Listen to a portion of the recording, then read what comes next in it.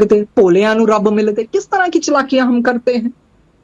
फिर गुरु जी के एक बारी पास बैठे गुरु जी कहते फेथ की हुंदा मैं तेरे ते कर ला, मैं इत्ते कर ला। सब तो वड्डी चीज हुंदी है सरेंडर। और सरेंडर की परिभाषा ने बहुत कॉम्प्लेक्स कर दी।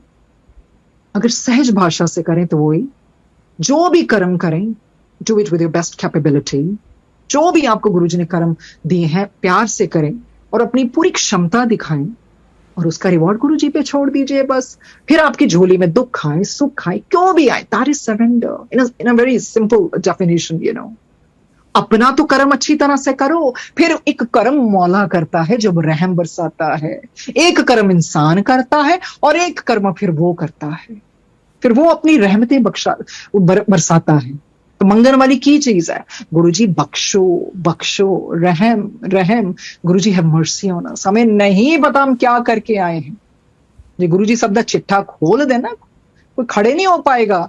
गुरु जी एक बार कहते हैं डिफेंस कॉलोनी टेंपल में, खोला ताड़ियां फाइला, ऐसे कोई आए थे, खोला ताड़ी फाइला।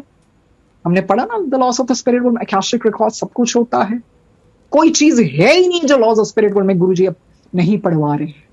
और पूरी शक्ति और इस तरह से गुरु जी एक्सप्लेन करवा रहे हैं ना। गुरु जी कहते हैं सारी उम्र वास्ते करवा रहे हैं, बार बार थोड़ी करना है। गुरु जी ने इतने लकी हैं इस दुनिया के बारे में और ऊपर की दुनिया में।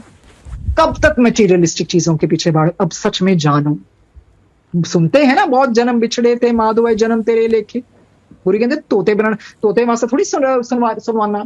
समझो तो सही, ताडी रूह किथों घुम घुम के हुन मेरे चरना च आई है। कंजरो हुन ता सुधरो, हुन ता चंगी चीज मंग लो। साइलेंस, अकेले बैठना सीखो, रेट्रोस्पेक्ट करो।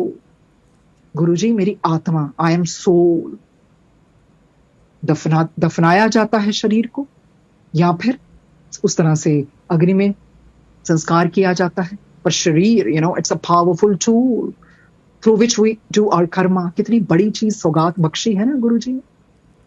पर आत्मा की तरक्की के बारे में सोचो। It's high time now, high time कि मेरी आत्मा का मुझे करना। और उसके कारण आपको बहुत सोच समझ के you have to do your karma, you know, consciously, बहुत वॉचफुल होके।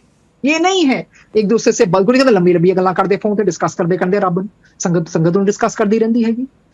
डिस्कशन करना रब नहीं मिलता, ये याद रख लेना।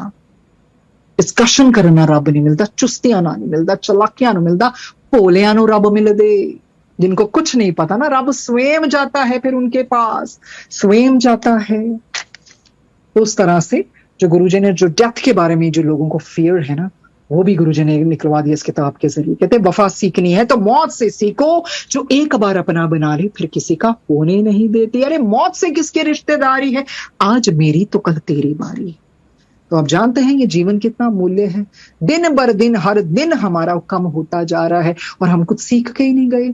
And when we'll go up to the spirit world, we're gonna repent, we're gonna regret, oh my God, I lost the golden chance, Guruji।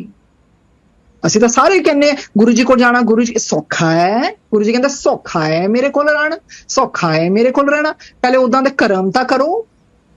ਕਰਮ ਤੁਹਾਡੇ ਦੁਨਿਆਵੀ ਚੁਗਲੀਆਂ ਤੁਸੀਂ ਛੱਡੀਆਂ ਨਹੀਂ, ਚੁਸਤੀਆਂ ਤੁਸੀਂ ਛੱਡੀਆਂ ਨਹੀਂ, ਚਮਚਾਗਿਰੀ ਛੱਡੀਆਂ ਨਹੀਂ। ਜੇ ਥੋੜੀ ਜਿਹੀ ਨੂੰ ਪਾਵਰ ਮਿਲ ਗਈ ਆਪ ਹੀ ਬਾਬੇ ਬਣੇ ਫਿਰਦੇ ਨੇ। ਗੁਰੂ जी ਕਹਿੰਦੇ ये मत सोचना कहां से ये शक्तियां आती हैं, उनको मत भूलो। जो गुरु जी अमृत बरसाते हैं, गुरु जी ओम दिखाते हैं, सब कुछ दिखाते हैं, उनको भूल के आप इन चीजों के पीछे लग गए। अपने तक रखिए। गुरु जी के पास ऐसे बैठी थी कुछ कहने वाली, गुरु जी के ना, अपने तक रख, अपने तक रख।